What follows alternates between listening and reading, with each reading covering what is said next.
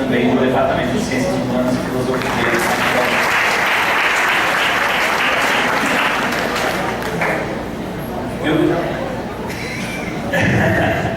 Eu não sei se isso é muito educado, mas eu os convido e eu começo falando para seguir a ordem do folder. E também porque eu pretendo fazer uma fala um pouco menos filosófica e um pouco mais de apresentação do evento ou de algumas das ideias. Eu só vou pedir, porque eu tenho a missão de controlar o tempo, mas eu não tenho como controlar o meu próprio tempo, né? Muito menos minha vida. Então, se alguém puder me ajudar, né? Carol, agradeço. Tudo bem? Então tá bom. Então vamos lá. O título que eu dei para a fala, um pouco de improviso, foi Filosofia da Psicologia, Apontamentos e Interrogações. Na verdade, foi quase uma auto-reflexão, uma tentativa de pensar algumas das motivações para este evento, né? E alguns problemas mais específicos da área da psicologia, que é de onde eu falo normalmente, né? Eu costumo brincar que eu sou um filósofo amador, né? E eu parecia um filósofo, e aí eu vou evitar falar de filosofia para não falar besteira no meio dos dois também. Mas a ideia é pensar um pouco da situação da formação e do espaço da psicologia na academia e na sociedade, na sua relação com a filosofia, né? Talvez nem todos concordem com algumas das afirmações que eu vou fazer, mas boa parte delas vem da minha experiência na docência e um pouco da experiência na Associação Brasileira de Ensino de Psicologia e algumas conversas que a gente tem de uma forma geral, né, em conselhos e com profissionais. Então, a primeira coisa que eu queria chamar a atenção é para a configuração da psicologia no nosso país. E muita gente fala, muitas vezes fala da psicologia como ciência e profissão. E essas duas designações muitas vezes geram uma relação problemática com a filosofia. Em primeiro lugar, por uma tentativa de afirmação de um campo enquanto ciência e da concepção de ciência que se constrói. Então, a gente pode falar de uma psicologia que muitas vezes se pretende ciência e, portanto, independente da filosofia. Ou, no máximo, uma filosofia enquanto uma discussão epistemológica, uma teoria do conhecimento, mas não necessariamente como um conhecimento que se coloca como um dos mais importantes para se fazer a profissão, né? E aí, no caso, quando a gente fala em profissão, complica de vez, né? Porque os profissionais não necessariamente estão preocupados com as questões filosóficas que envolvem a sua prática. Para dar um exemplo mais concreto, eu em geral conto isso em sala de aula, mas numa aula em que eu discutindo ética e falando de algumas questões mais filosóficas por conta da pergunta de um dos alunos, os alunos dispersaram, né? E aí eu pergunto, mas por que, né, esse tema não interessa? Ah, não, isso é filosofia, né? A gente está aqui para outra coisa. E aí foi muito interessante, porque eu pergunto, né, e isso é um caso mais ou menos típico, permanece, né? Pergunto quais são as formações deles, ou quais são as orientações, e aí 50% se declara lacaniano, os 50% se declara analista do comportamento, né? E aí eu fiz uma pergunta, me surgiu na hora, que é: quantos de vocês leram pelo menos um livro inteiro do autor que vocês defendem? Ou se dizem afiliados? Ninguém se manifestou, né?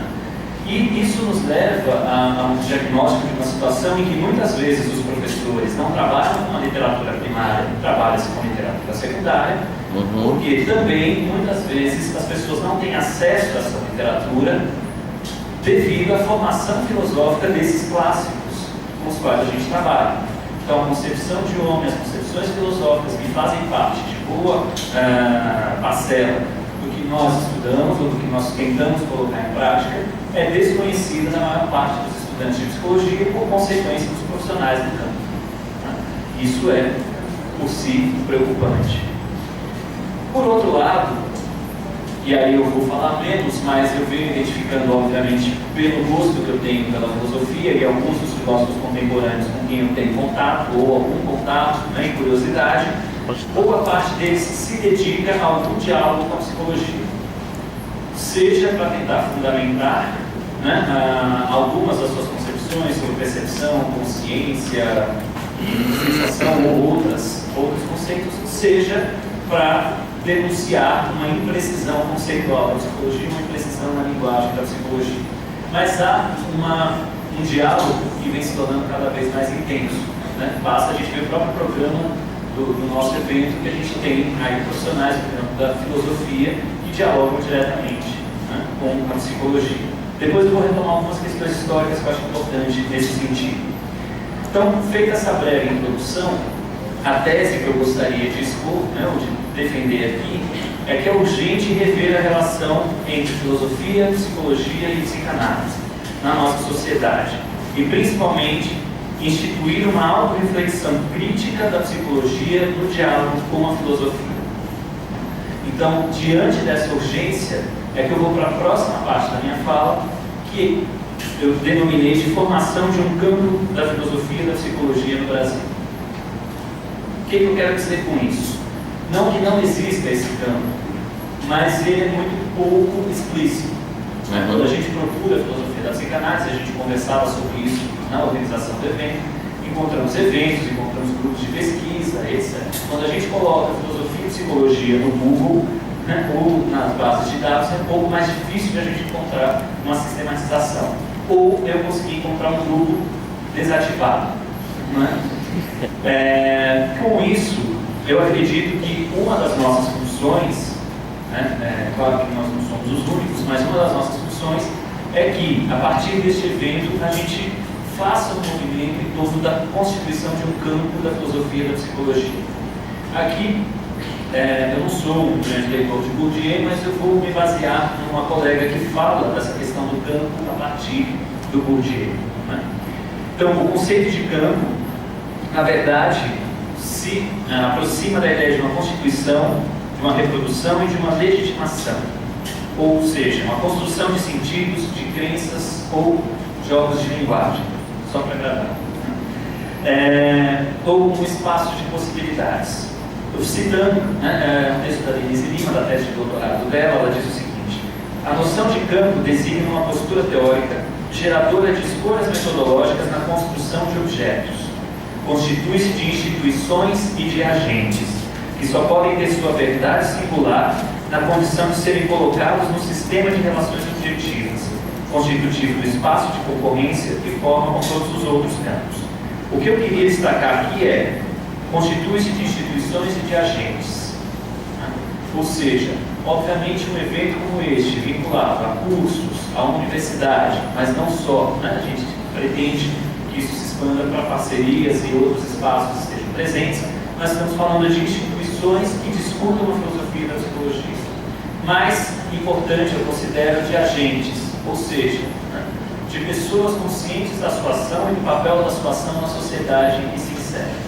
Portanto, como eu tenho pensado a psicologia enquanto uma instituição, há uma necessidade de uma intervenção institucional na própria psicologia. Ou seja, este diálogo com a filosofia se estreitando, nós provavelmente teremos uma produção que pode nos levar a uma reconfiguração do campo psíquico no nosso país e de uma, não só na graduação, mas nas práticas profissionais e chegando a atuações nas comunidades e em outros espaços que sejam mais reflexivas, e que tenham uma relação mais interessante com a filosofia. Por que eu estou falando disso? Por conta da própria história da psicologia no nosso país. É claro que não dá para me estender sobre o tema, mas eu vou fazer um esquema que eu costumo apresentar, que é o de que nós temos uma história invertida em relação aos países pioneiros, vamos dizer assim. Se por um lado, principalmente a Alemanha, que ficou famosa por conta do laboratório de Leipzig, de Wundt, ou nos Estados Unidos, aqueles que foram fazer formação na Europa e voltaram, a gente tem um movimento de uma construção filosófica da psicologia, uma construção experimental da psicologia e então, mais adiante, uma tentativa de tornar a psicologia uma ação para além de laboratórios universitários, ou seja, uma psicologia aplicada, uma psicologia que passa a intervir na sociedade. No Brasil aconteceu um pouco às avessas. A gente tem os conhecimentos psicológicos chegando por meio da medicina, da educação e do direito, com práticas datadas, porém bastante questionáveis, e uma sistematização da profissão em 1964. 1962 a partir dos práticos, né, daqueles que exercem a profissão.